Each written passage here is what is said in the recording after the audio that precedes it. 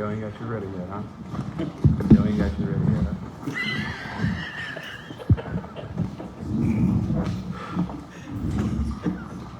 There it is. If you have hope, it'll be one day. Tell 'em. Good evening, everyone. I'm going to go ahead and call to order the regular meeting 1 of the Swatara Township Board of Commissioners. It's November 5th at 7:06 p.m. Please stand for the Pledge of Allegiance. Pledge allegiance to the flag of the United States of America and to the republic for which it stands, one nation, under God, indivisible, with liberty and justice for all. Please remain standing for a moment of silence.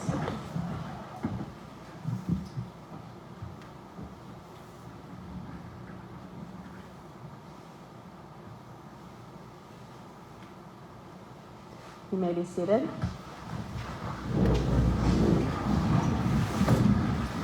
Secretary Savage, could you do roll call, please?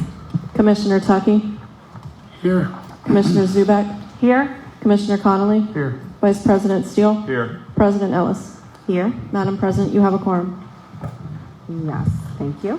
And this board did have an executive session this evening prior to the meeting, as well as another one. Let me look up the date. That wasn't between, oh, it was, yeah. Was that last Tuesday? Or last Thursday? It was October 16th, and both were to discuss litigation and personnel. And now we are up to the presentation of Lieutenant Dennis Krayling's 25-year award.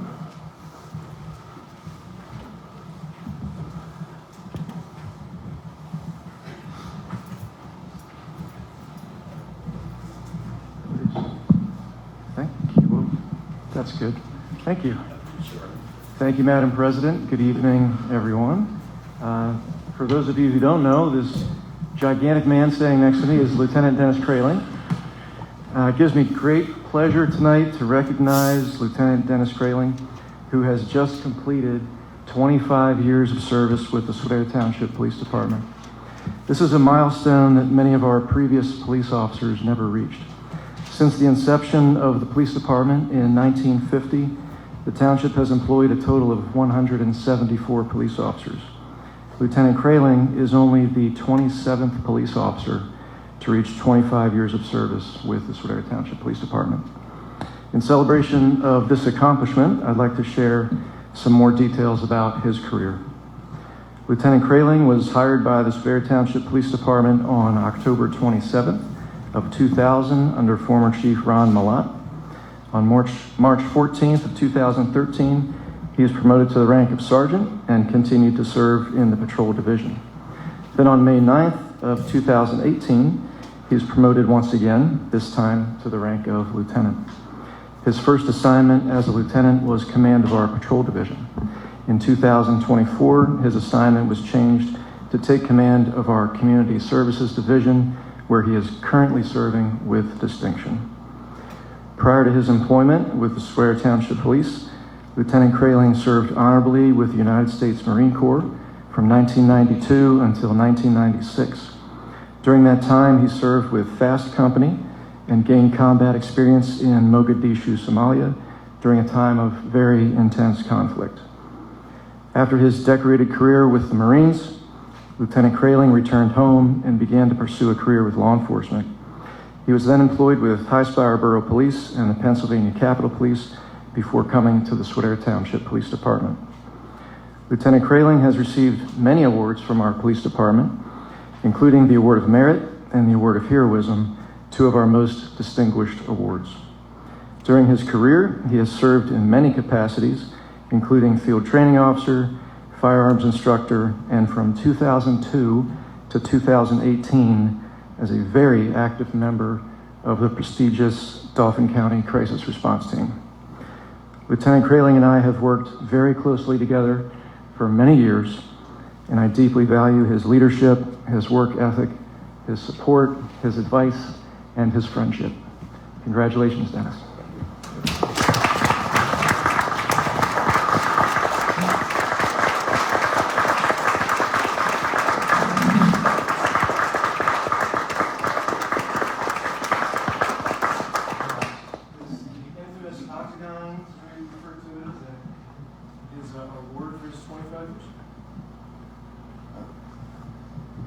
Nice smile, Dennis. Finally got one.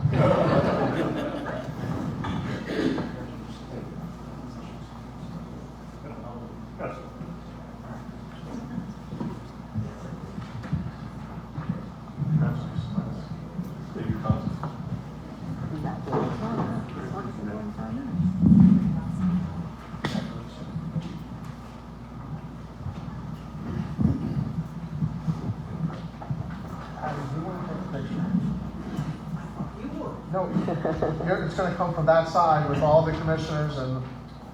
I can do that. I already did the other way. We'll stand up and get that. You're going to come in the middle or we need to move anything? Do you want us to come out there? I feel like,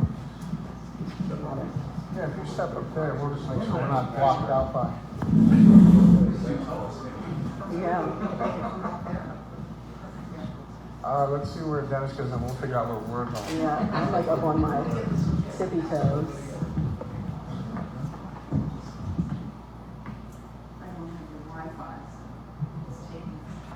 Tim. Everybody.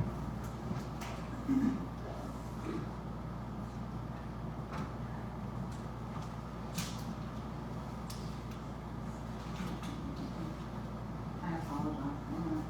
Tim, I had it turned off. your camera was ready. Light.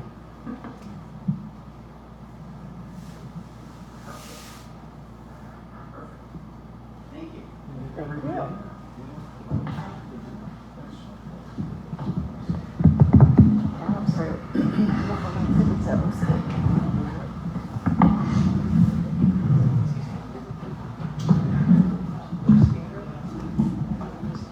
Excuse me, what about all the police officers that are here? Oh yeah. Do you want to do a photo with all the officers? I'm sure they're trying to run quick. Yeah. Good They call. were probably going to do that outside. Yeah, they tried to dip. My son here. Yeah. You want us out of it or yeah? Well, it's not my decision. I just thought it'd be Well, nice. let's get them lined up, then we'll Be stand up. nice for them to do it. That's all. Yeah. Same way there are.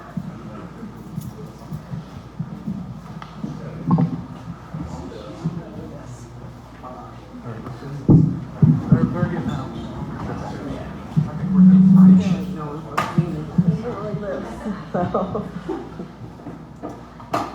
Oh, they'll be in the background.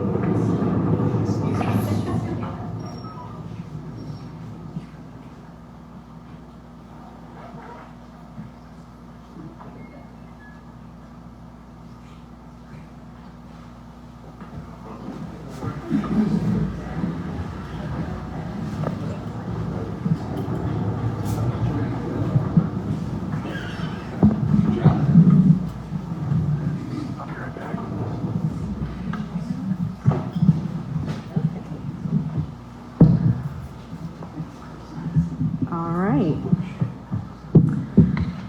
Now we are up to item 7, an introduction of Miss Patty Hill. She's with Triscari, and she has worked on our newsletters for the last year and a half at this point.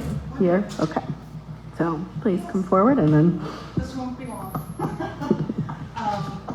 I'm Patty Hill, and I am the editor for the newsletter.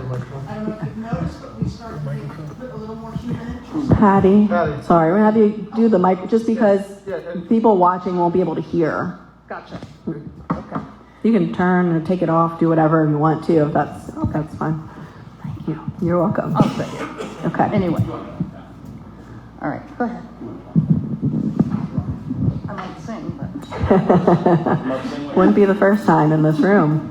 I'm Patty Hill, and I'm the contributing editor for the Swatara Township newsletter for about a year now. And I don't know if you've noticed, but we're trying to put a little more human interest stories into it.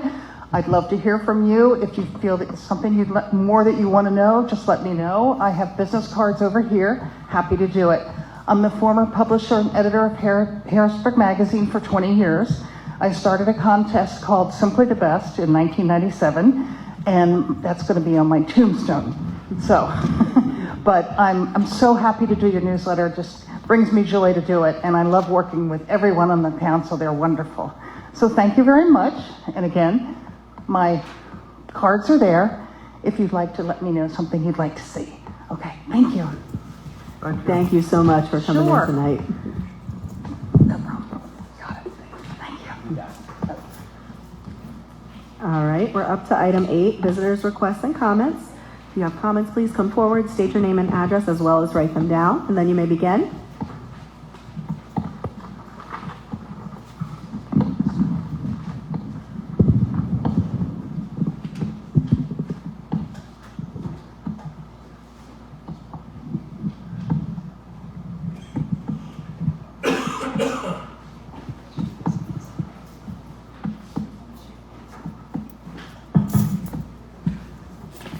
Deborah Knoll, 6080 Hocker Drive.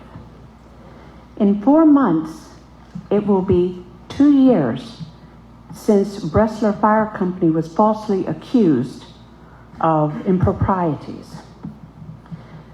I'm still wondering what's taking the Attorney General so long, and why aren't we hearing any updates on this?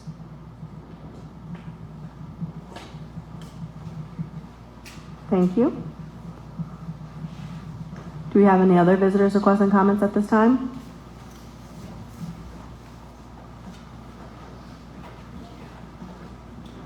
That's what I feel, Brandon.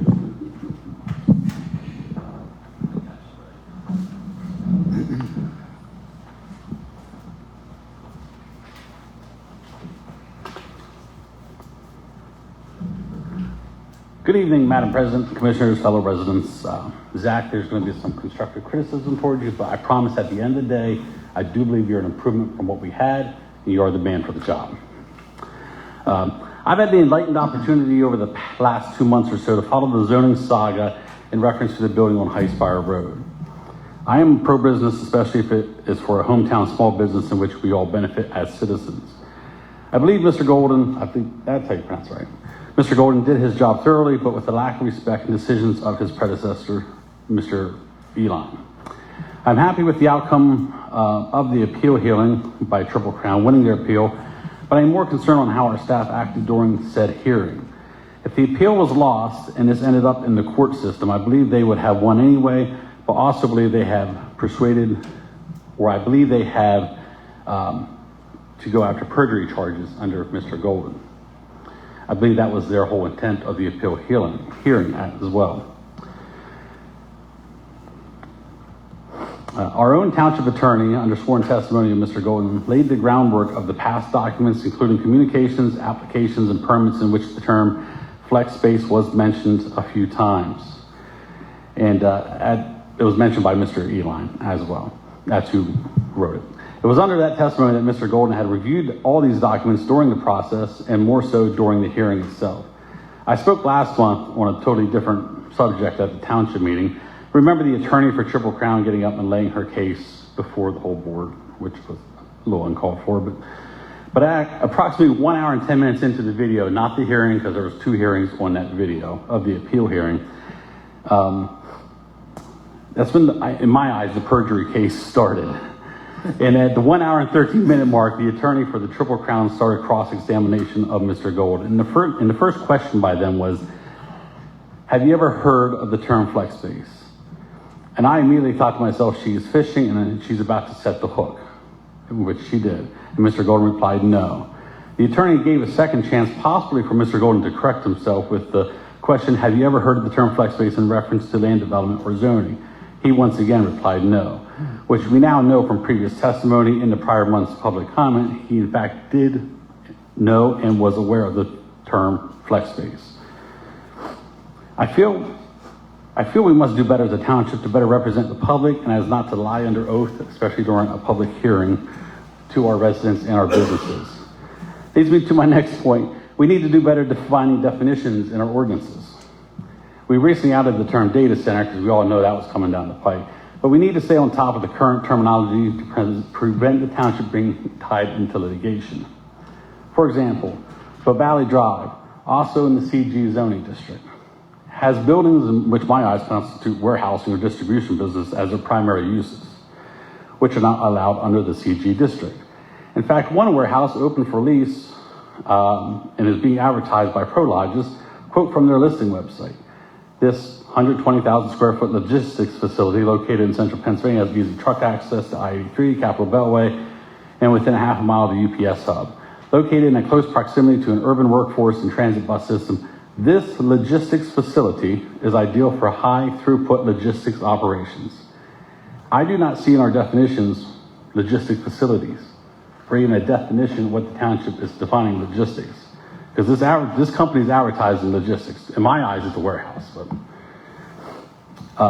this also brings me to my last point, retail store. Does it include online retail? Because in the event of this business, of this fastener business, if they have a storefront and you're saying you decided the primary business was distribution, what is the threshold between retail and distribution? Because if they have a 200 square foot office space or retail store, but do 80% of their business online, yes, they will be packing orders and shipping them out. So to me, online retail is not discussed in the ordinances at all. It just says retail store. We define different businesses that require retail store, but not online retail, which is huge because that business could say, we're not a distribution business. They obviously sell the product somehow. They either sell a catalog, in-person store, online, phone call, or actual salesman going out. So very gray area of what retail store means. Does it include online? Does it include catalog? Does it include sending salespeople out? We don't know. And that's another gray area that I feel they could have pushed, saying we're not a distribution business. We're a retail store. 90% of our retail business is online, but we're still a retail store. You still have the option to come in and physically buy our product. Or, like most people during pandemic, everybody pivoted to online retail. Everybody. Doesn't matter what zoning district you're in here, every business in this township, if you were deemed essential by the governor or not, you pivoted to online retail because you weren't physically out in the store. And nothing was said about that. Obviously, that was an emergency case, but it's something we should look into just to tidy up the definitions, because companies are out there advertising their businesses in these buildings. They don't care how it's zoned. They're just trying to get the tenant in. And then when the tenant can't come in, we fall right back in the same place we were a couple weeks ago about, well, we say it's flex space, not flex space. Logistics warehouse. They're not allowed a warehouse. Are you allowed logistics facilities? I don't know. The township is not defined logistics facilities. So that's all I have for now. I will be speaking later as well. So Thank you. Do we have any other visitors requesting comments at this time?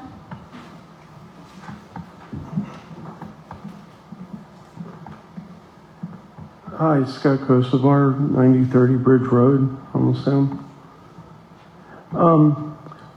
My questions are basically, and I know Kevin and I have been talking, trying to get answers on the exit off of Bridge Road and the construction. I've actually had to close my business for 5 days now because we couldn't get customers to our locations with either traffic issues up pulling onto the highway, the accidents up there. Last week, it was last week, we had an accident on the other side of Bridge Road that was closed down while they were trying to pave the roads. We've had zero communication from anybody on what's going on there, like zero. I've tried talking to Liberty. I've called up to the township. We can't get an answer on anything. Now all of a sudden, there's a handicap walkway that's coming across from the old Haas's parking lot into our front yard. Well, that's great. There's no sidewalk there. So now you're putting an entrance, way for people to come across, but I can't get an answer where that pad's going to go to. And if somebody comes into my yard and gets hurt, I'm liable for it. There's got to be some plan or something that needs to be done there. It's out of control now. Like, we can't even send customers out to test ride bikes. There's stone, rocks. I can't even get out of the driveway. I've had 2 people fall and get injured. It's not my responsibility, but I can't get an answer on anything. And I appreciate everything Kevin's been trying to help me with, but I need to know what the plan is. And moving forward, is that ramp ever going to open again? I've been told now 5 different dates that ramp's going to open. I still don't have an answer on that. from anybody. No one can seem to answer. And here again, it's killing my business right now.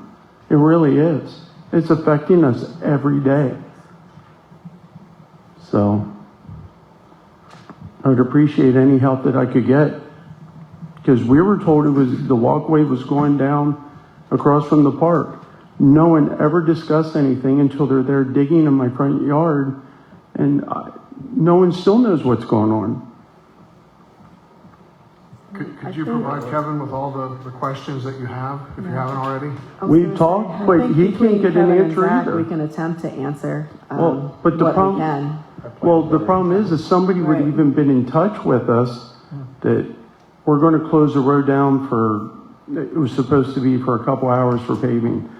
I ended up having to close. I sent all my employees home because they couldn't, I had customers call me, they couldn't get to me. It was over a half an hour, say on Pleasant View Road. Are there no detours, signs anywhere in there to detour around to get Nope. from almost down?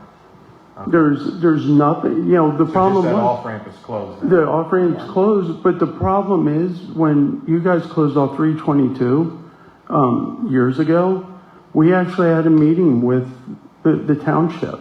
It was us, Haas's, and Wilhelm's Hardware. Or not Wilhelm's, Murphy's. Yeah, we had a meeting, and it's like we all discussed, this is what's going to happen. We're going to put signage up, helping customers figure out how to get to us. None of that. And it's now going on, this is now going on all but 3 months that's been closed down. And we sat there today, like I had customers that told me, we have no idea how we're getting to you. We'll try to come back another day. Well, I can't see in business that way. Right. There's got to be something that's done to do it.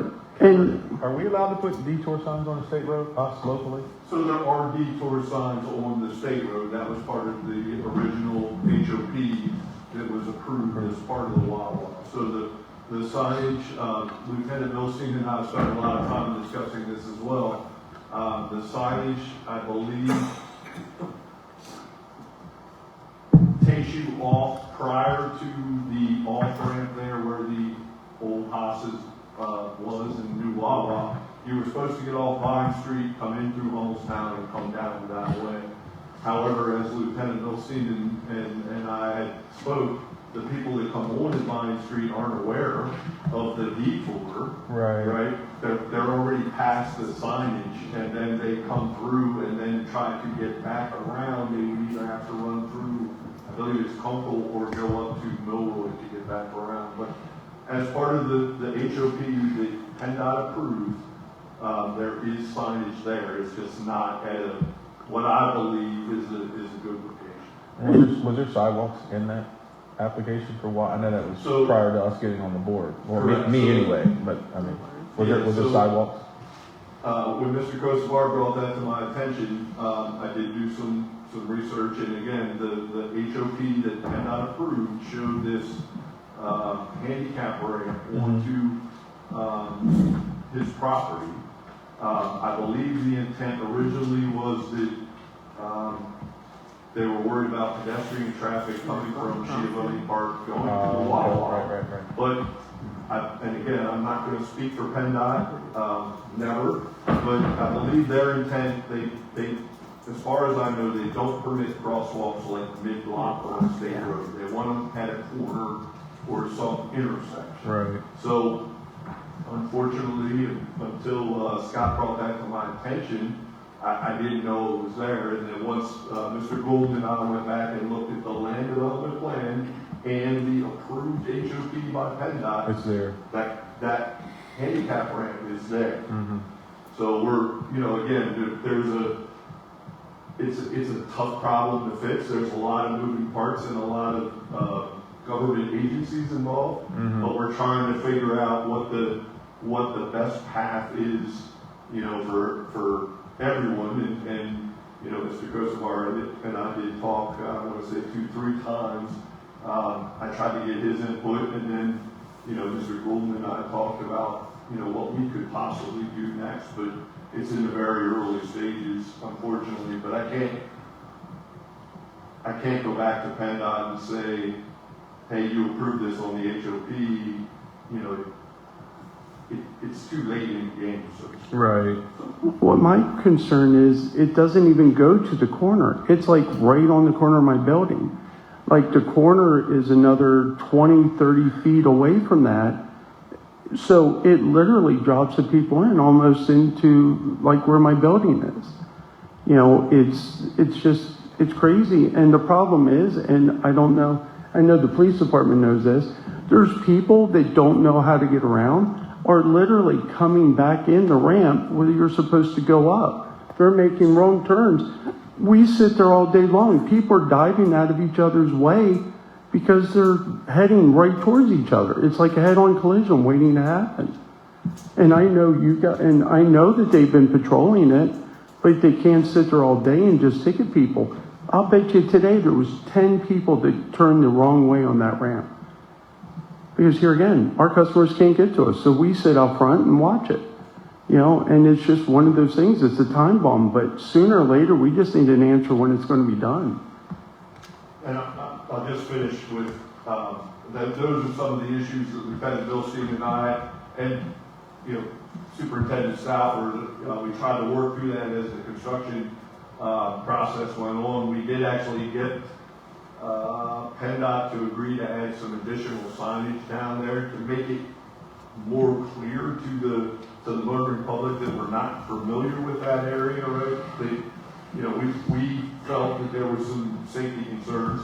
And the last part of it is, the last time I spoke to them, that was all supposed to be done by October 31st. We are now in November 5th. But I do believe I know they pulled their Jersey barriers off, and I think it's just cones or some type of barricades there now. I will reach back out to them again tomorrow, Liberty Excavating, and see if I can get an exact time when that whole detour is going to be out. Kevin, you think that should be something we should look at there, maybe put them delineators there too, and then you can't make that left-hand turn on the Bridge Road coming off there? I know what he's saying. I got to see, I was down there, I responded to an accident that was there. And I could see it, especially at night, where you got that, what they call that lane when you come off the highway there. Deceleration. Yeah, the deceleration lane. I could see where somebody could come out at night and could wrap around that deceleration and face back coming the wrong way. And I mean, PennDOT does not, I mean, no blame at them, but if they're responsible, it's not lit up right there at all. I agree. And I can do that. I can reach back, we can reach out to PennDOT and see if we can do some additional safety improvements down there. Certainly worth a look. Probably even if it's another street light, because it's dark down there. It is when you come off that road. Thanks, Kevin. Sure. Yeah. I could only imagine having a business and having it affected that much. If we can try to get him a real answer of what time frame so he really can plan around, because I could understand what he's going through right now. So, thank you. Thank you. Do we have any other visitors' requests and comments at this time?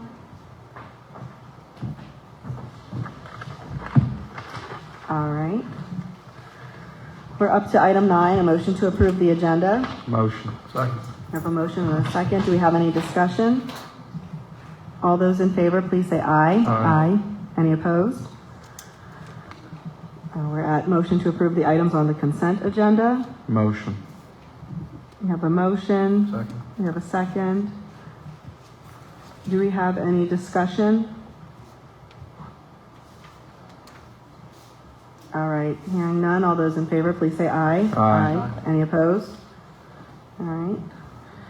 Consideration of minutes. In your packet, you should have the regular meeting 1 and 2 minutes from October. Motion A and B of 11. We have a motion. Do we have a second? Any discussion with regard to the minutes? All right, hearing none. All those in favor, please say aye. Aye. Any opposed? All right, we're up to item 12, and then we'll turn it over to Director Golden for our Building and Codes Department. Okay, thank you, Madam President. The first item is the code amendment, which we talked about at our meeting last month.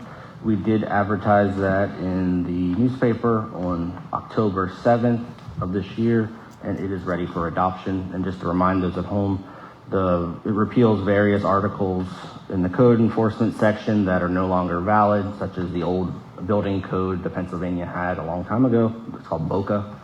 And also it updates our version of the International Property Maintenance Code from the 2021 version to the most recent 2024 version. So it's ready for adoption. All right, Motion. we have a motion. You were saying We have a second. second. Do we have any discussion at this time?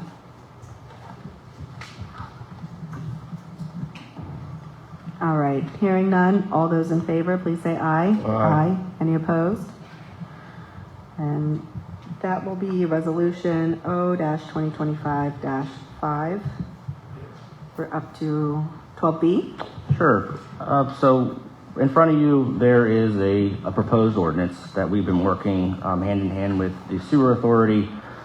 So one of the major issues that they're coming across, and it's every single sewer organization in the country and in the world really, is fog, fats, oils, and greases.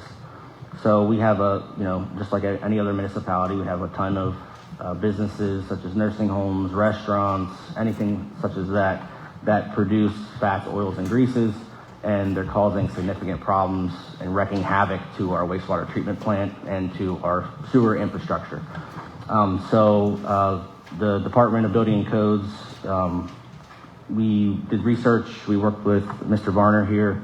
We worked with Mr. Trafka, and I believe the sewer authority actually reviewed the ordinance at their meeting on Monday, I believe. And we come up with, we believe, a really good draft ordinance for you to review. I won't go into great detail and read word for word everything. However, what it's proposing is to establish a grease trap program where we will have our sewage enforcement officer perform yearly inspections. So it's basically, think of it the same way as our on-lot septic system registration program. Instead of every 3 years, it's every year.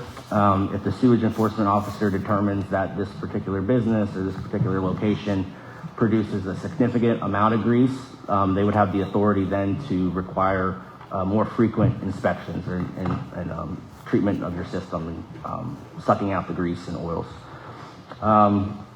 What this would do is, with our new sewage enforcement officer, which we're going to be talking about here in this meeting, we would basically start from scratch. So we would sit down with the sewer authority. First we would seek what their main issue areas are of the township, and we'll focus on that. But ultimately we'll work, really hard getting all of our, fog businesses that produce this into our system, in compliance. Mike's here to give some, horror stories where just last week, I believe, we had a massive, sewage overflow because of grease and fat. So I have Mike here to kind of help out. Are there any specific questions that you were reading through the ordinance and had questions about? I would just mention, and Mike's probably going to do it, so I'm still a little bit of a stunner, that on this side, the township was going to create this by ordinance, but on the sewer side, we're going to add something into our base rules and regulations that is essentially going to regulate the fats, oils, and greases. Mm-hmm. And I think you, Mike, and Kevin, and the other board members that are involved in this did a good job, but this was a very well, long, thought-out process of adding this cost share position, because I think Mike, when he gets to Mike, he's really going to speak to the fact that there almost is no regulation of this, and it is wreaking havoc on our system, and ultimately, the residents have to pay for this, because right now we actually have no one monitoring it. And I think part of what I discussed at the sewer board meeting was that a lot of folks didn't take into consideration. Every convenience store now has a restaurant, and 10, 15 years ago that wasn't the case. It's almost like if you don't have a restaurant or sell some type of food within your establishment as a gas station, you're out of business by now because you just haven't met up at the time. So,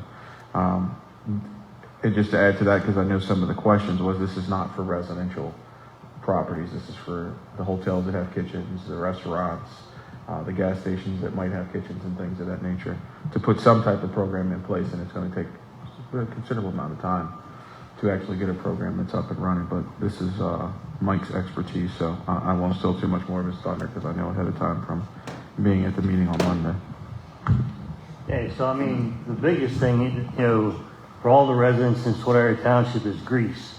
Once grease hits water, it turns hard. We just had a big problem on Saturday on Highland Street where a resident called in, seen one of the manholes surcharging, and it was letting out a little bit of grease. We actually had to shut, you know, with the police department, the fire chief, and the highway department, we shut that down so we could get it cleaned up.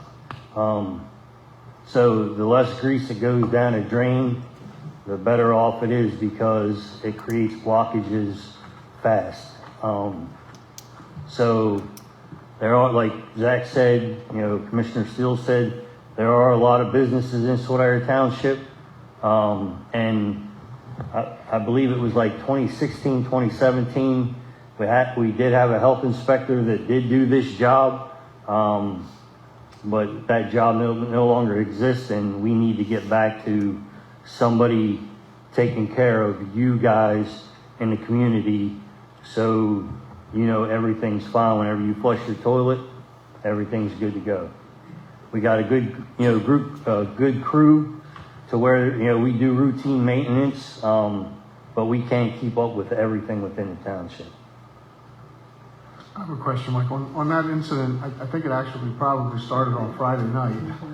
And so it was grease that caused a blockage or a clog of a sewer line. Yeah. So we know what came after the grease, right? Because of the aroma, shall we say, in that area. Because the township had an event where they were trick or treating, and as people were leaving from the Horner Park, heading to Eisenhower Boulevard, there was a strong, overwhelming sewage smell in that area, and I think did that continue to build up and then that crossed the road? Is that how that? Yeah, and we contacted DEP. You know, we did put stay dry down on the street, so whenever we opened it back up, there wouldn't be any slick spots. The guys did hydro pressure it, and then we put the stay dry down, and then the next morning, whenever it got light, you know, we had lime put down, and then, you know, we had to leave that go for 12 hours and then go back and clean it up per DEP. So everything was done, you know, how it's supposed to be done. Are you still going to always have that smell? Yeah, because you're never going to 100% get grease up.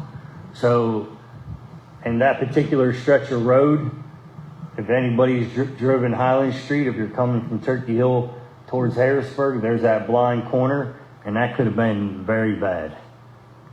So for the resident that, you know, got in contact with Kevin, and Kevin got in contact with me, I dispatched our guy, and we was out there within, I think, an hour, taking care of everything. And just one last thing, so it wasn't necessarily a break in a pipe or anything, it just was a clog, and then what was coming behind the clog found a way to seep out, and it continued to seep until the clog was... So it's just like a hole, you know, you got water flowing through it, and as that closes, it's just backing up. And then it gets, that manhole was like a low point on Highland Street. So where's that water go? Up and out of the manhole then. Thank you. Motion. Second. Does anyone have any other questions at this time? And then again, for the public, this is just to advertise this ordinance at this point. And it will show up on an agenda at a later date for adoption. All right, hearing nothing, all those in favor, please say aye. Aye. Any opposed? All right, thank you. And we're up to 12C. Motion C, D, E, as long as they've met all township requirements to release the financial security. We have a motion. Do we have a second? Second. We have a second. And then Director Golden, if you just want to give a brief overview of each one. Sure. So 371 Milroy Road was for a land development plan for the addition of offices, lockers, and wash bays. Also with a new gravel drive and storage area. They completed their mandatory financial security requirements. The release is almost $1,800. The second is for 8190 Chambers Hill Road. This is for GW signs. As you probably noticed on the financial security form, there is $5,500 remaining. However, that's just for dumpster enclosure, which I'm going to inspect, and then once I inspect that, I'll release it, but I'll wait till that inspection's completed. And then the final one was for, I believe, a pole barn. So these are all ready for release. Let's clean up some old projects. Thank you. Does anyone have any questions or discussion? All right, all those in favor, please say aye. Aye. Any opposed? All right, we're up to 12F. Motion. Second. There's a motion and a second, and then I'll let you give an explanation again. Okay, so Harbor House Crabs came before the township back in 2016, 2017. They received approval for a land development plan for 2 lots. One was the Harbor House Crabs where they are currently, and then the one was for the one right next door to it. They ended up building Harbor House Crabs, and they never were able to build the second building. They did finish all their mandatory stormwater management. They put in a small basin and sidewalks, curbs, gutters, everything but the second building. So they came back, they had to get some variance reapprovals because they expired 7 years ago. However, they're ready to build this building, and I spoke with HRG, and since they already installed the stormwater basin, all they have to do now is submit the erosion and sediment control plan, which they did, and also provide financial security for the erosion and sediment control, the silt sock, and then lifting it back up and making sure all the grass is grown. So we are, with HRG, recommending approval of a waiver of the stormwater permit since the basin's already there, with the condition outlined in your memo. There's 3, that 1, earth disturbance activities do not exceed 1 acre. 2, they do the ENS control plan, and 3, they provide the financial security. Thank you.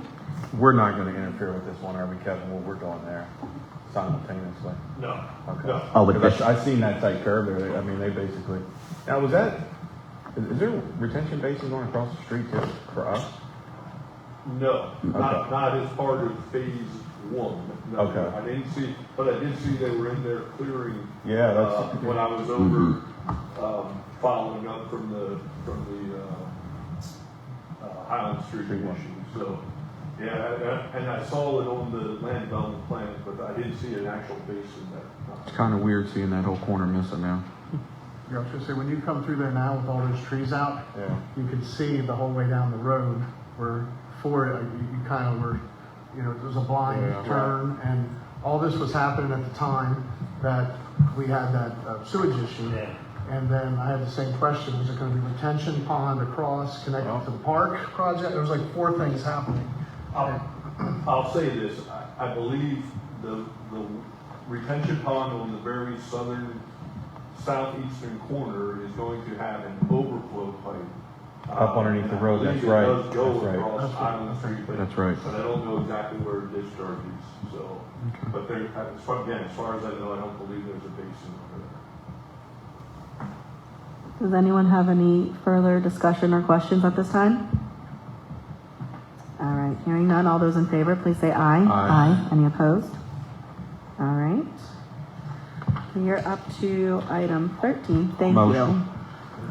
I'll second. This is approval of a quote for Bishop Park for cost estimate. So we have a motion and a second. Thanks, Mike. Thank you. You came in on your vacation, so we appreciate you. Yes, you did. Yep. We have photos that are in the packet. There was some discussion prior to this being placed on the agenda about whether or not it needed to be on the agenda because Kevin saved the day and discovered that in the contract that we awarded with, I don't remember the name. Horst Excavating, who is doing the work at Bishop Park currently. Playground equipment was included in that. We had other playground equipment that was purchased in the last month, And there was a sale that was going on until the end of October where the equipment was half priced. So we worked with someone from Play and Park Structures, and he was able to extend the sale for us. So we're getting a lot more playground for the price that we're paying. And the price that's listed on here is $237,614.27. It will end up being less because at this point, I'm assuming we're not going to have them do the installation. It'll be installed by Horse. Is that correct? Or I'm going to say for sure. Okay. We're still in the potentially. Got it. Okay. So that's why it's included in case we do have to go that route. But we're hoping that there'll be some savings there. So does anyone have any questions or anything at this time? I just want to add that this is a total package put in to safeguard the completion, and like the other playground things that we did, some of the individual expenses could come off, like you said, either by Horse or in some cases by our Parks and Rec or Public Works doing certain things around it. But in each of the playgrounds that we had an improvement or grant money, we in the meeting move on the total package so that we don't have to come back and add anything. We can actually reduce easier than adding. So I want to be clear that we have obviously we have bond and we have multiple grants. One is specifically for the playground there, which more than covers the playground pieces, but this is all encompassing, all in completed package that we're voting on tonight. So I appreciate everybody that did the work on this. And the grant that Commissioner Connolly is speaking about is for $154,000. So that we already have those funds. And then just for the public too, there'll be two different play structures. One that is considered a 5 to 12-year-old structure, then one that is a 2 to 5. There will be a zip line.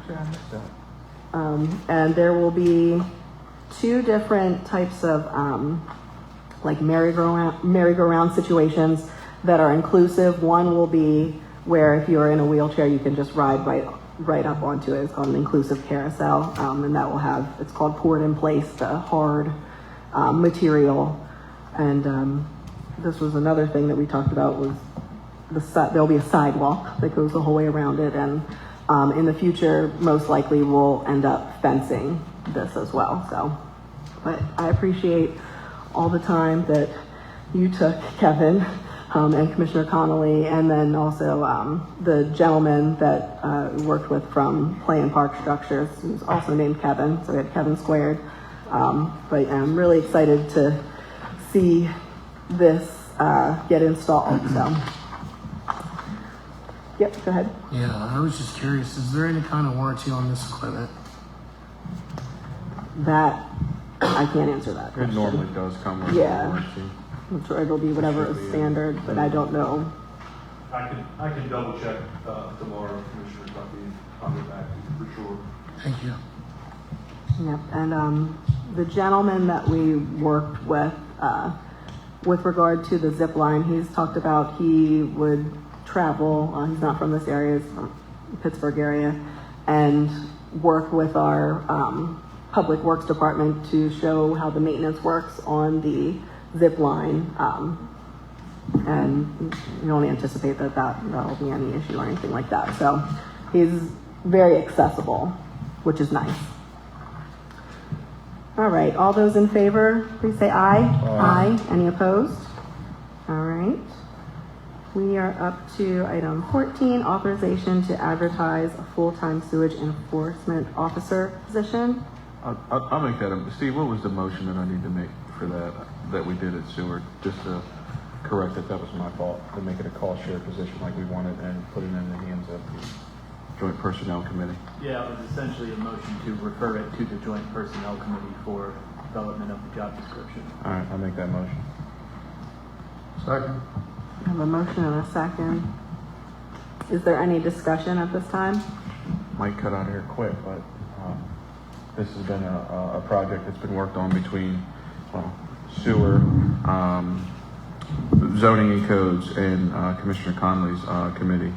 But Zach, can you speak to the other items that this position is going to also do outside of, I think the sewer side was GEO or something to that effect, we call it over there, SEO on this side, plus an additional piece where it could do some code work as well?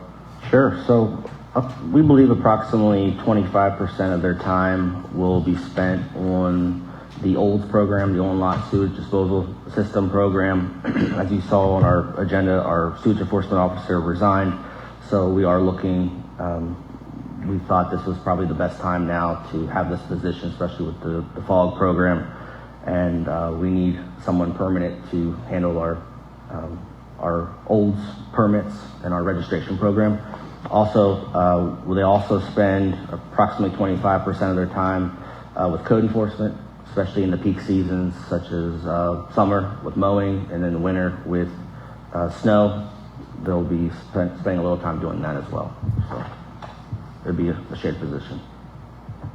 And this I think fixes or remedies. Obviously, we had an emergent situation when we went through the SEO last time when it related to the contracting of an SEO. Correct. But essentially now, for our residents, this person would be an employee that would take care of our on-lot septic system, essentially reducing that cost back down again, where our residents could afford that. But in an emergent situation where this individual would, then we would refer possibly back to our contractor. Yeah, and this is the best case scenario. Residents can come in and actually talk with them. They'll be accessible to the public. They can go meet them on site whenever they have to. So it's going to be more accessible for our residents.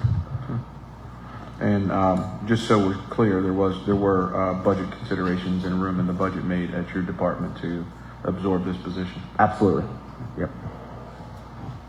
Do we have any further questions or discussion at this time?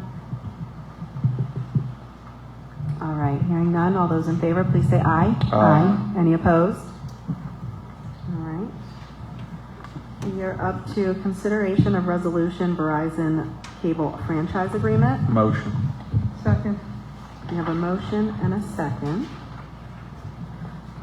Solicitor Cocorisi, could you give just a brief explanation for the public with regard to this agreement? Sure. If you recall, we held a public hearing on this matter already, and this is a pretty standard renewal that happens every few years that allows Verizon to continue offering service to residents, businesses within the township. This is not something that my office handled. You engaged special counsel to negotiate on the township's behalf to arrange for the updated agreement. They've gotten that to a position that's ready for approval now, so that's what's before you tonight. If there's specific questions, I'm happy to answer. I know some of the questions in the past, or at least one comment from the board, was whether or not there would be any channel designated for township use. That is something that is available if you request it.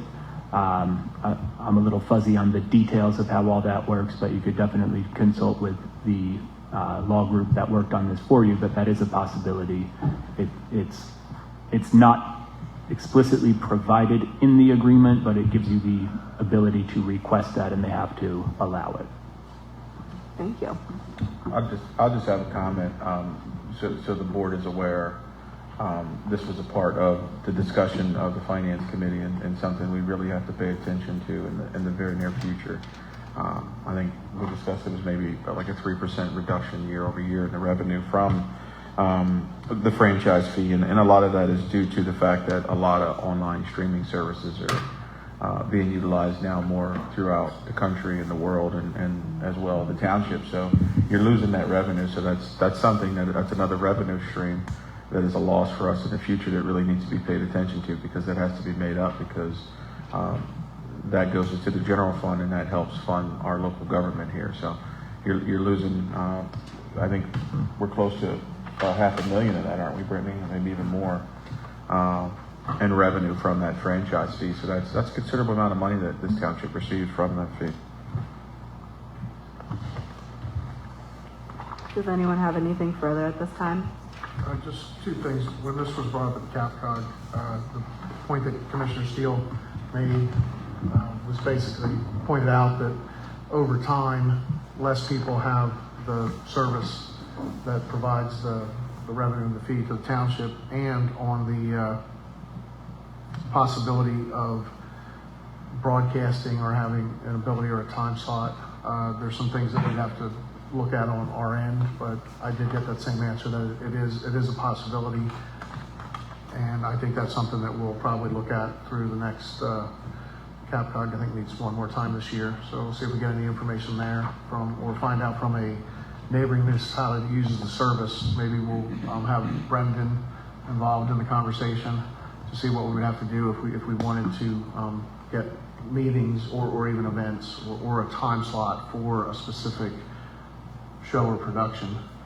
But it was good that the answer was yes. So appreciate that. Yeah, no, I just wanted to correct. Well, I was pretty close. Upwards of. I had to look real quick at it. About $400,000 a year, and that has reduced year over year over the last 3-4 years. Does anyone have anything else at this time? All right. Hearing nothing. All those in favor, please say aye. Aye. Any opposed? All right, that's approved. That's going to be resolution R-2025-58. We're up to item 16. Motion. We have a motion. Second. I have a second. This is for consideration of resolution, removal of special purpose parking. And I'll let you go for it, Superintendent Stauffer. And if you want, you could just go for the other one too. I'll make a motion for 17 as well then. I'll second. All right, yeah, thank you. So just by way of a little bit of background for both numbers 16 and 17, there are times when property owners request that the township would install what we call special purpose parking in front of their residences or their businesses. And both of these locations had special purpose parking installed by the township in the past.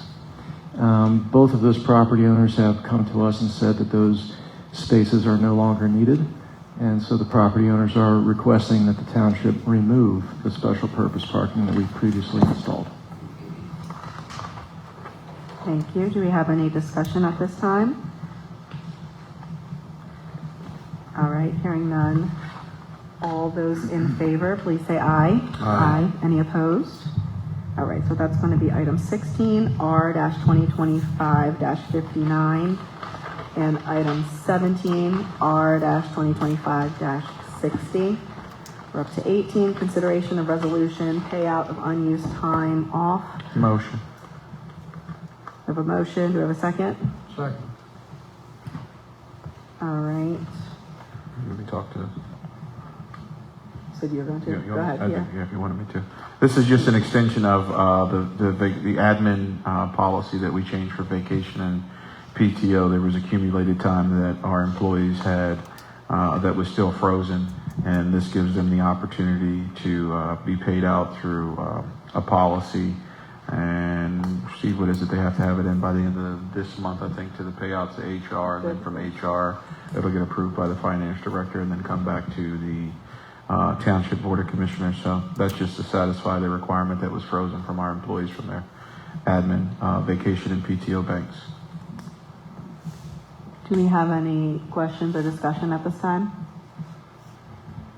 All right.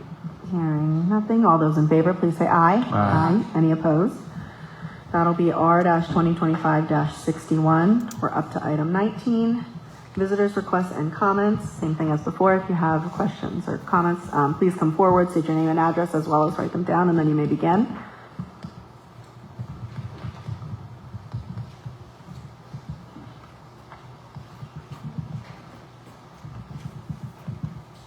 Justin Braddock, 3703 Rutherford Street. Good luck with PennDOT and crosswalks. They don't mix oil and vinegar. Still don't understand 83 New Deposit Road. They install 88 crosswalks, then put the no pedestrian crossing sign right above it. So makes no sense. But, once again, good evening, Madam President, Commissioners. In lieu of last night's election results, I wholeheartedly want to share a statement that I've learned, given the number, but to all the commissioners, including the incoming ones, you have to govern for all 28,000 residents. Probably about 23,000 adults, 4,000 to 5,000 juveniles. That's not even counting the tourism, the transients we get in the summer months. But you have to govern for all 28,000 residents.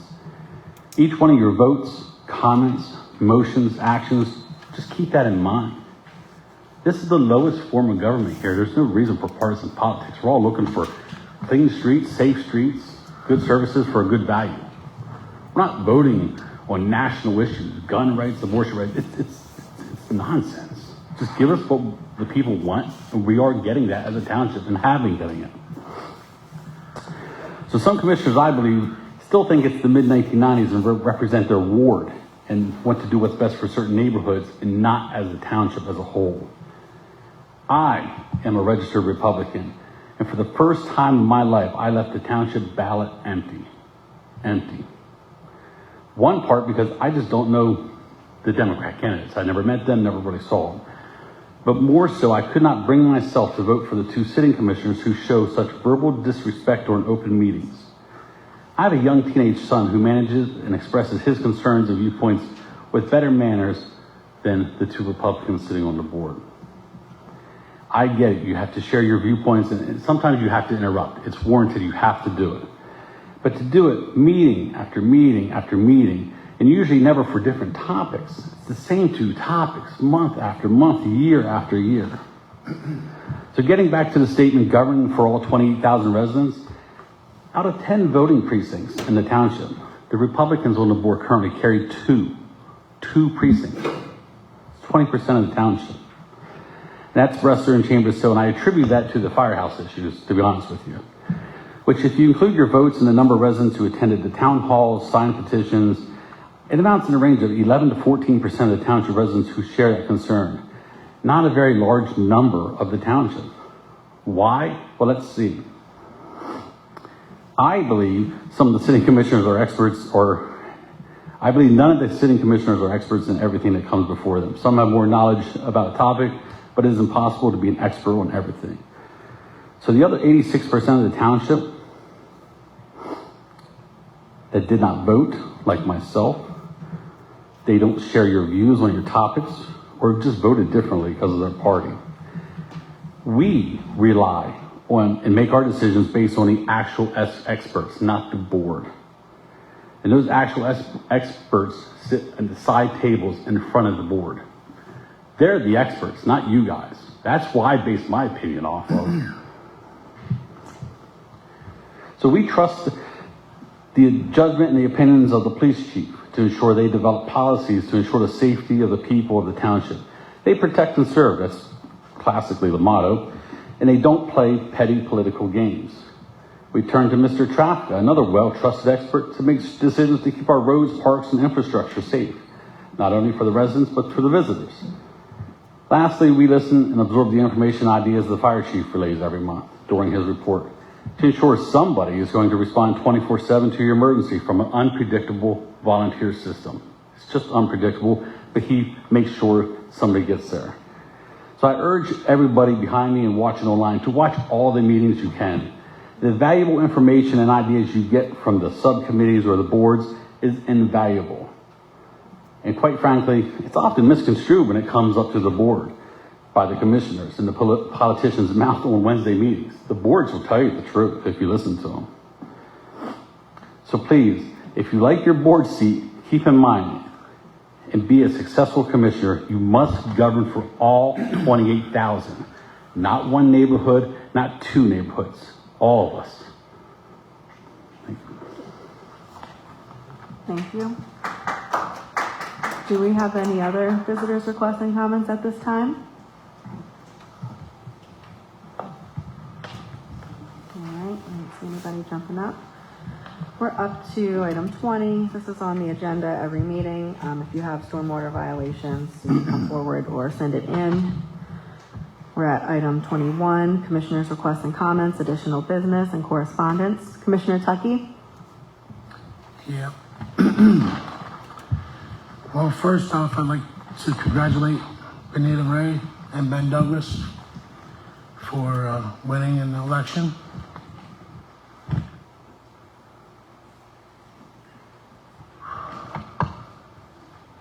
You know, I have respect for everyone that stood up at that podium. The whole time I've been here, I've listened to everyone. And I've done what was best for the community the whole time. I have never belittled anyone that went to that podium, unlike certain other commissioners. I've treated everyone with respect, including everyone on the board. I've been here totally for the residents. I've helped so many residents, and that's what I like most about this job. So everyone's entitled to their opinion. No disrespect to anyone. I've never been disrespectful to anyone. But I am awfully proud of how I've been up here for almost 4 years. And I've done everything I can possible to help everyone in this community. And I do research and I do look into issues. I'm not an expert in anything, but I do my absolute best to make the best decisions for everyone in this community. And it has been for everyone. So, like I said, no disrespect towards anyone, but I haven't been like that towards anyone. And the whole reason I even ran to begin with, to be up here, was because I saw a lot of things I didn't agree with in this township. And I wanted to try to help make a difference. And you can make a difference when you have people that you can work with. There's been comments made about bickering during these meetings over the past, year and a half or so. I'm not here to do that. But sometimes to get your voice heard, when you keep getting cut off by certain other commissioners, it might sound like that to the public. I mean, no disrespect if I ever did that. But you have to be able to get your view across. And when you keep getting interrupted a lot of times, that's the only way you can do it. We are here to do our jobs. A comment was made by Commissioner Steele. Commissioner Zubek and I are just meeting night commissioners. That's not true at all. That has never been true. So many residents know that's not true.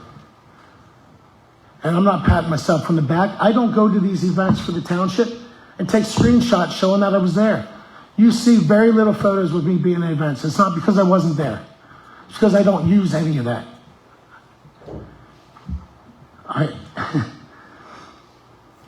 I'm awfully proud of what we've accomplished over the past first 2 years on the board. I stand behind everything I voted on. I've made it a point to make sure I knew exactly what I was doing for every vote. And I'll have more to say over the next few meetings, but I don't want to be long-winded. But I do want to thank everyone, and there's been a ton of people in this community backing us and supporting us and helping us with these campaigns. And I want to thank you all because you're great people. And I appreciate all the encouragement and all the backing. So thank you very much for all that. And I couldn't be any more prouder. So I hope everyone has a nice evening. Safe trip home. Thank you. Thank you. Commissioner Zubek? I want to thank the candidates, all the candidates who won yesterday's election.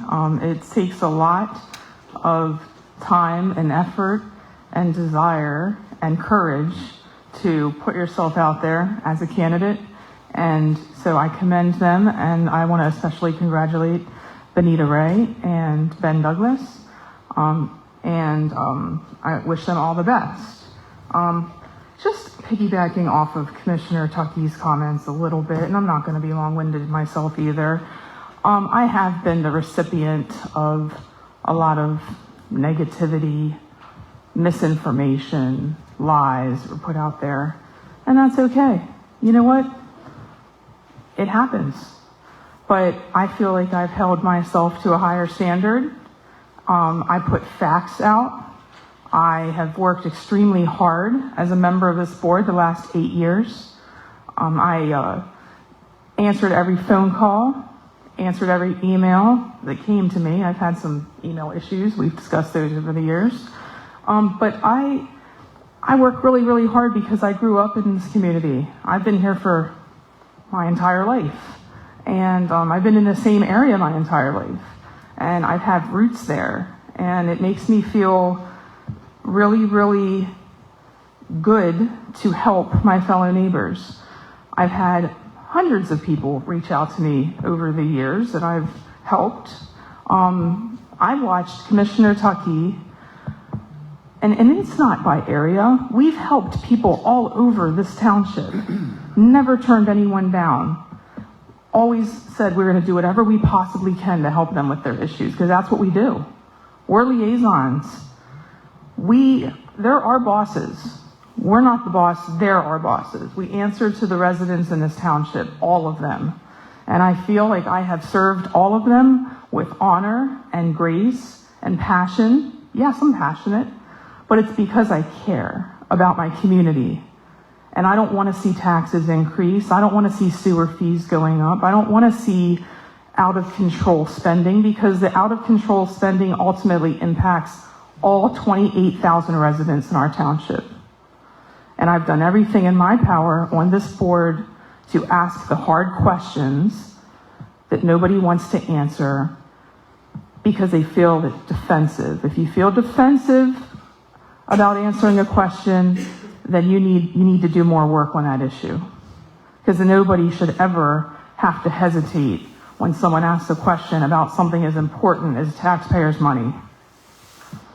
And I've been interrupted many times. I've watched people up here call residents privileged, very horrible. I've watched commissioners up here call people cowards. I've watched commissioners up here call people liars. The list goes on and on and on. And I don't think that the gentleman's comments before should be directed at 2 members of this board. I think it should be directed at the entire board as a whole. Because if anybody acted with bad behavior, I think everybody probably could share some of that blame. But I'm sure nobody will try to share any of the blame. But to close out, it's healthy on a board to have differing opinions. It's not unhealthy to force your opinion to the point where you try to censor people. And I've watched that happen as well.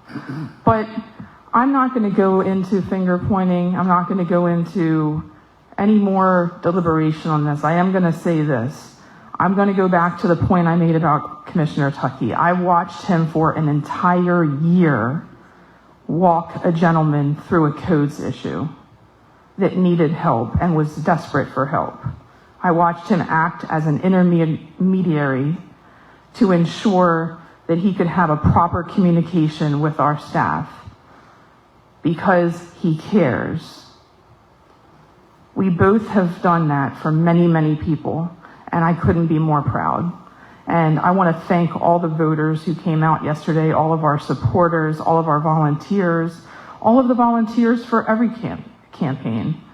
Because, again, it takes a team, and sometimes you win and sometimes you lose, but I think we all become a better person out of all of it. So thank you so much, and it's been a pleasure serving our township. And again, I'm sure I'll have a little bit more to share over the next few weeks, but we have a great community, and I love it very much, and I'm not going anywhere, and I look forward to, at some point, sitting in the audience, and I'm still going to be asking those tough questions. Thank you. Thank you.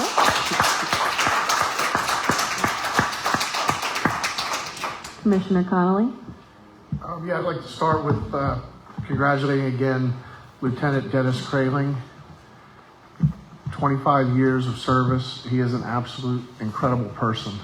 Outside of the police, I had the opportunity to spend time with him through recreation programs, and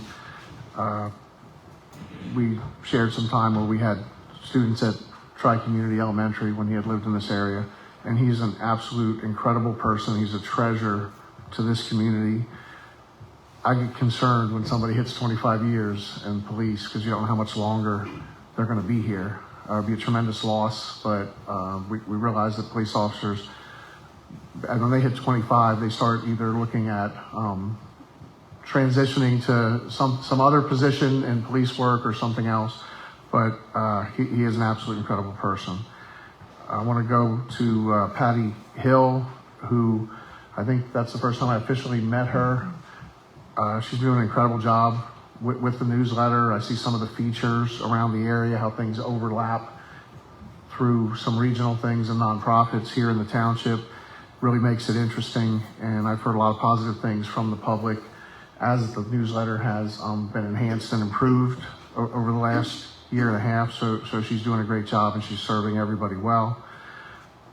On the Halloween events that we had since the last meeting, the Paxton Parade, I think, went off without a hitch. Good weather, a lot of people there on a Tuesday night.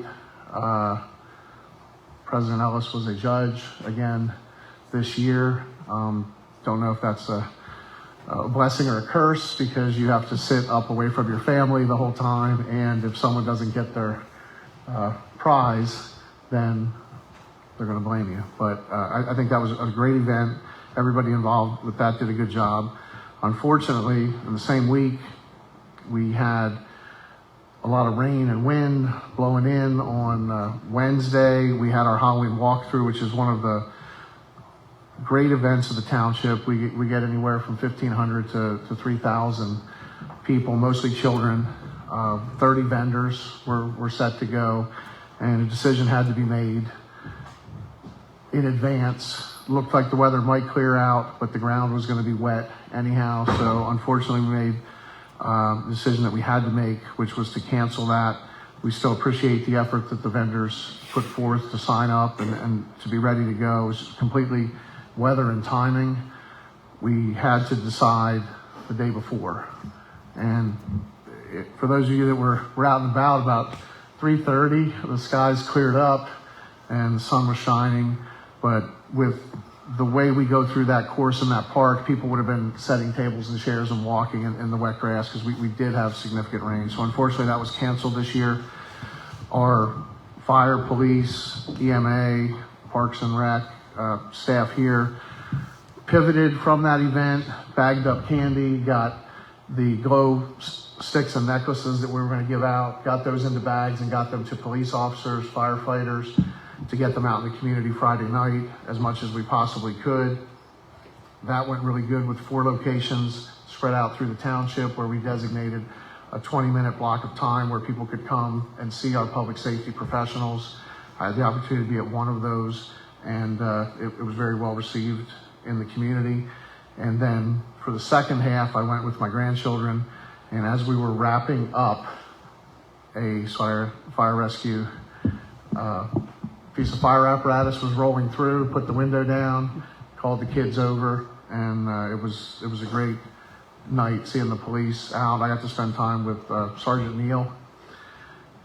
He is definitely a people person. Somehow he got himself into a basketball game with teenagers in the wind that night, and I think they respect him for his basketball as much as his law enforcement.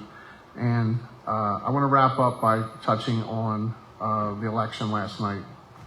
Congratulations to Ben and Benita for being victorious, but I also want to say you have to be a brave person to run for office. And even though they weren't successful last night, I respect and believe that Mike Tuckey and Christine Zubek are brave, that they step up, that they do what they feel is best. I have no problem the way votes go. There is a lot of passion on the board. But that election yesterday had numbers off the chart.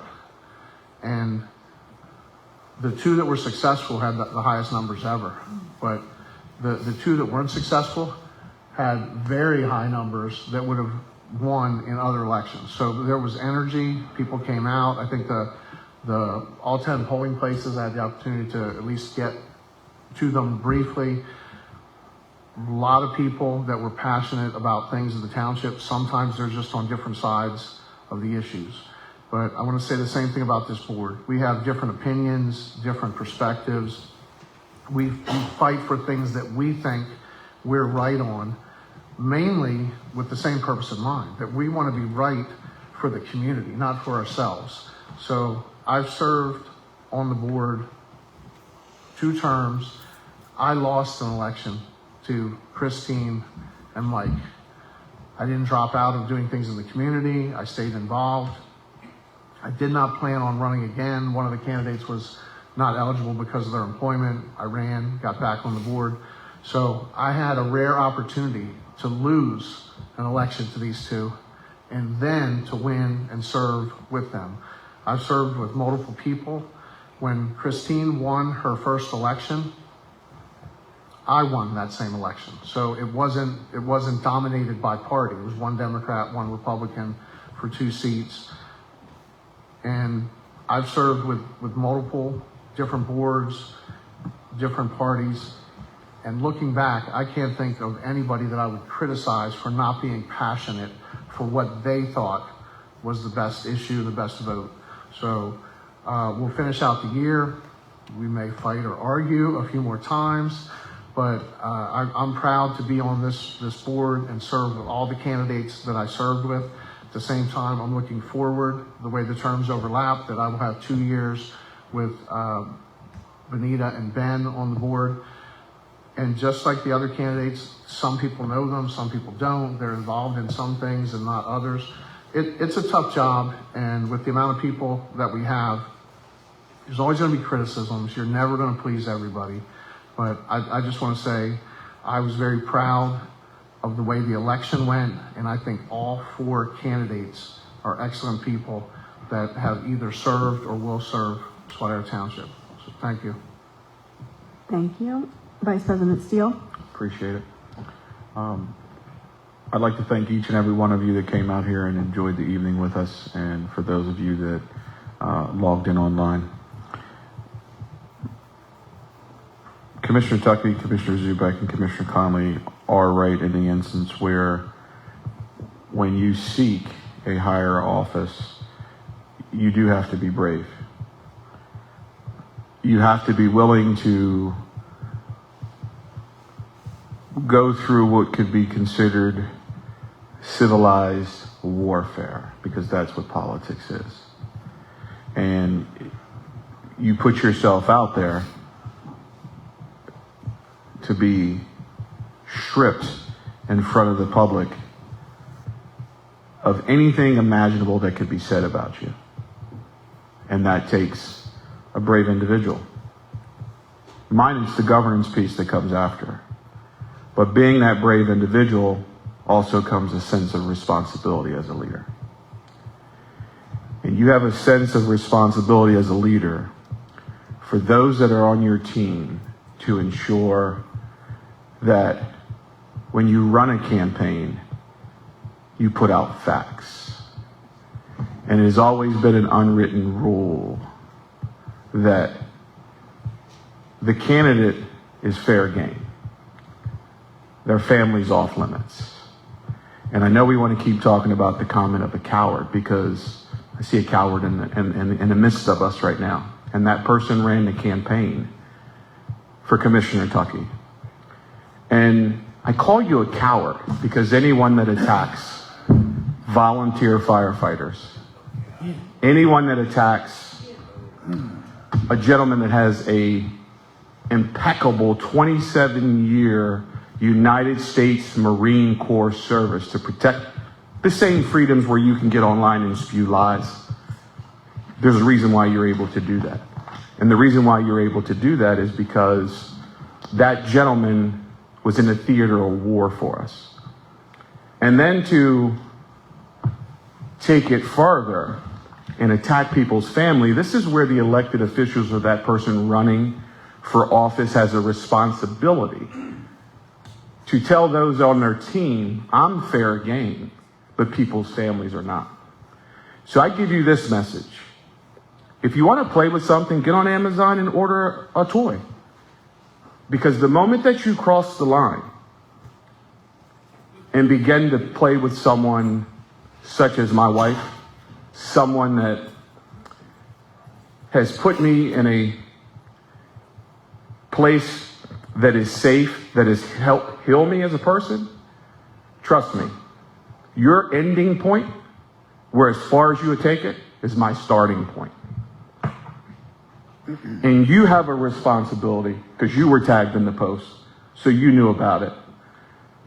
It's my time to talk. It's my time to talk. So you have a responsibility as a leader, because when I ran my campaign, one of the most important pieces that I said is, there will be no negative mailers. There will be no negativity against people's family. People's families off limits. But you have this history of attacking firemen. Now we're attacking public servants and volunteers. That's why I called you a coward. And it keeps ringing true month after month with Facebook posts that you were tagged in. I didn't see Commissioner Zubek tagged in it, but I've seen 2 state reps and a sitting commissioner. And you have a responsibility to say, you're out of line. You do not attack people's family. I am fair game all day long, and I said that. If you want to attack me all day long. I'm fine with it. I have no problem with that. It comes with the job. It's part of the responsibility. And to put out disinformation of something that you don't know just to spew it out there to try to win an election. You know the biggest part that everyone missed about this election? This election wasn't about Republican or Democrats. You know what it was about? It was about a collective of people that are tired of the status quo of the politics and how you run your campaigns. And the lies that are spewed from the machine of politics. I can only imagine how much thousands of dollars in mailers went out across this whole township to put people down in the family. That's what it was. If you haven't learned that the negativity does not work, I hope you learn now. Because if you think those 2 candidates, Benita Ray and Ben Douglas, only won with Democrat votes, you're badly mistaken and you don't understand the process. Because you had a Republican stand up here and tell you he left a ballot empty. That should tell you something. That should tell you that you have to change the ways that you govern and the ways that you actually campaign to get to the seat to govern. Now, you don't have to take my word for it, but the people spoke and you should take their word for it. And when the people speak, you can say you don't like the way the governance been going, but obviously they did, because they just continued that. And you have to think this is the first time in the history of Swatara Township that it's a Democratic majority control. And I could care less about a Democrat or a majority control. I've said that from day one since I was here. But that should tell you something, because that was won with Republicans and Democrats votes. We can continue down this road of trying to splinter a community, but people are tired of that divide.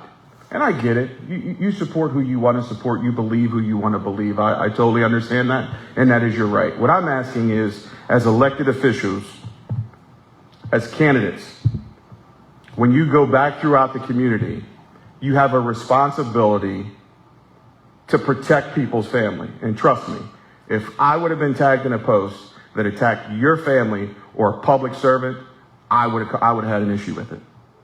And you took no issue with it. So please don't sit up here and say, because I called someone a coward or whatever I said to that individual, I doubled down. I didn't hide. And I know you recorded me, Commissioner Tuckey. I know you recorded the interaction. And you can play the interaction for the public, Mr. Conway and Mr. Tuckey. You can play the interaction for the public. One thing I am is I am who I am. Do I make mistakes? Absolutely. But to say I didn't conduct myself professionally up here over the last 2 years, you obviously have not been paying attention. You've obviously been missing the mark. But I call a spade a spade. I will continue to do that, and I will continue to represent every single resident in Swatara Township. I'm not defending my actions because I'm going to treat people the way they deserve to be treated. And this is the way you two deserve to be treated. Because of what you do day in and day out on Facebook to our public servants. And I'll repeat again, 27-year Marine Corps veteran, volunteer firefighters that are going to answer the call tonight, and a mother of 5 children. That is low. That is weak. And I'm going to touch on one more piece that I did forget about. The bigotry that was displayed on Facebook to ask an individual, were they American citizen? You should have stopped that nonsense. You should have stopped that nonsense. That was someone from your camp. It ain't about censoring. It ain't about censoring. To ask beneath. What are you even talking about? I didn't interrupt you. No, I'm asking. And I didn't interrupt you. What are you talking about? The bigotry that was displayed. You're the bigot. During this campaign by people to ask such a question like that is horrible. Again, that's why elections have consequences. The township residents are tired of that nonsense. They're tired. We live in a different world than what you think it is. The world is changing. People are changing. And you need to pay attention. Because if you don't, the elections will continue to have the same consequences year after year after year. And I will give you this. To sit up here and govern is tough. To come to a consensus of decisions sometimes of what you see the outcome of the government or your citizens' future should be like is a battle. And it takes tough skin because sometimes none of us agree. We all have difference of opinion, all 5. But at some point, you have to compromise and you have to do what's best for the residents. You have no choice because you have a duty to, and that's why they elected you. I'm sorry I was long-winded, and I don't apologize for anything I said because I think I spoke nothing but the truth that needed to be spoken. And I hope everyone gets home safe, and thank you for joining us again. All right. Wow. I'm going to start with saying, again, congratulations, Lieutenant Curling, on your award, and thank you for 25 years of service to Swatara Township. We'll touch on the Halloween walkthrough. That was something that was Corporal Pokrop's idea while I was chair of recreation. I believe this would have been the 3rd or 4th year. But that's always a fun event, so it was very unfortunate that we weren't able to have it again, or have it this year. But hopefully, we'll have good weather next year and we'll be able to continue that. And each year we've continued to add to it, and it's just grown and grown. So I'm glad that we were able to do something with the supplies and things that we had on Halloween. But again, it is unfortunate that we weren't able to have that event.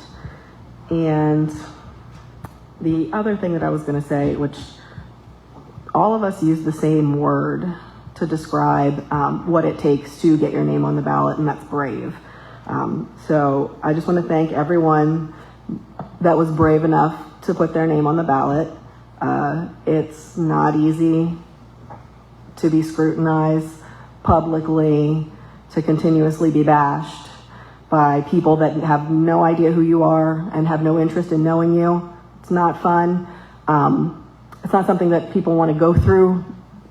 But if you are brave enough to step up and endure that, to do things that are positive for your community, then that's what it takes to be someone that's a leader. So thank you to everyone that was brave enough to put their name on the ballot, and congratulations to everyone that won. And here in Swatara Township, Ben Douglas and Benita Ray.